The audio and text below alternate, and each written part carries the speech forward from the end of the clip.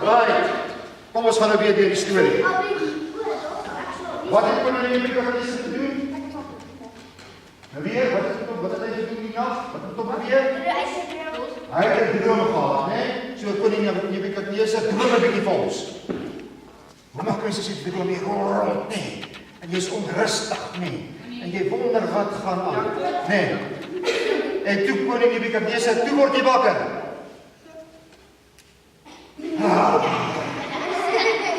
Hy word wakker, né? Maar hoe voel koning Nebukadneser? Hy is nie dat dit nie. Koning Nebukadneser lyk sleg. Ja, jy lyk sleg. Sit op jou kroon en jy is baie ontstel. Né? En wat sê koning Nebukadneser?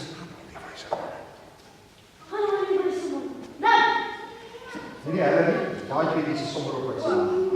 Kom julle twee wyse manne, kom staan hier vir die koning.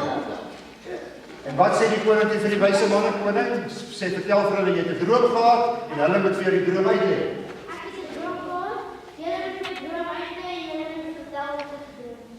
En die as die wyse manne sê toe vir hom, koning, hoe kan ons ooit weet wat jy gedroom het? Geen mens kan dit weet nie.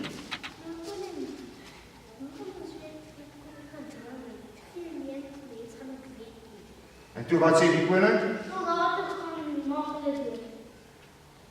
Ja, van die soldate hulle gemaak hulle dood, maar voor jy hulle doodmaak, sê hou hulle net eers 'n bietjie daar. Daniël? Wat sê jy nou eers na Arjo? Daniël? Jy kom na Arjo toe en jy vra Arjo. Ja, die koning het gedroom, hy het 'n sterk droom gehad en dat al die wyse manne doodgemaak. Want hulle kon nie sê droom uit nie. Nee. Toe sê Daniël vir Arjo, want sê die koning hy sê dit die wyse manne doodmaak nie. Ek sal vir die Here van bid en die Here sal ons doen. So kom, ons moet stop.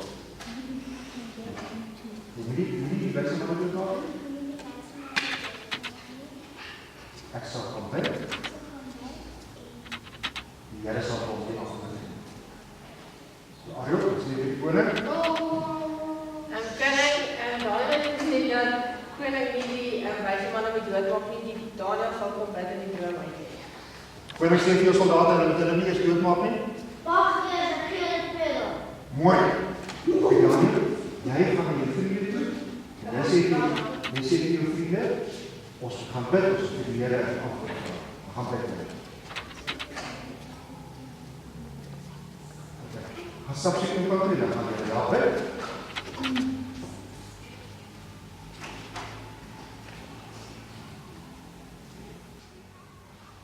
En dwars terwyl hulle bid, gee die Here vir hulle die antwoord. Die Here vertel vir hulle die droom en die Here gee vir hulle die tekenis van die droom en die volgende môre is hulle so bly. En Daniël kom na Arjo toe en Daniël sê vir Arjo, ek het die koning se droom, die Here het vir my die koning se droom gegee.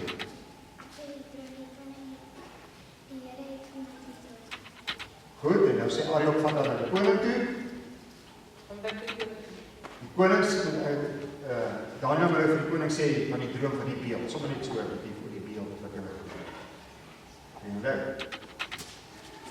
Daniël sê vir die koning, my Here en my God het vir my die antwoord gegee, want die Here weet alles wat 'n mens droom en doen, en die Here die droom was dat die koning het gedroom van 'n baie groot beeld van goud, kop van goud.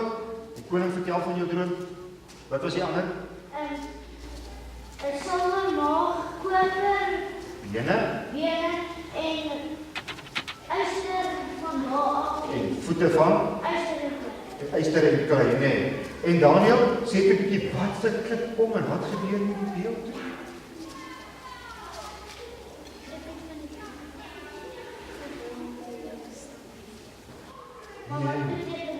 Mooi.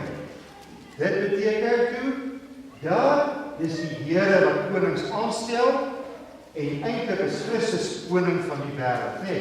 En dit is waarom die grootste Christus rol die beeldstukke van toe kom. Wat het hierdie Christus gedink?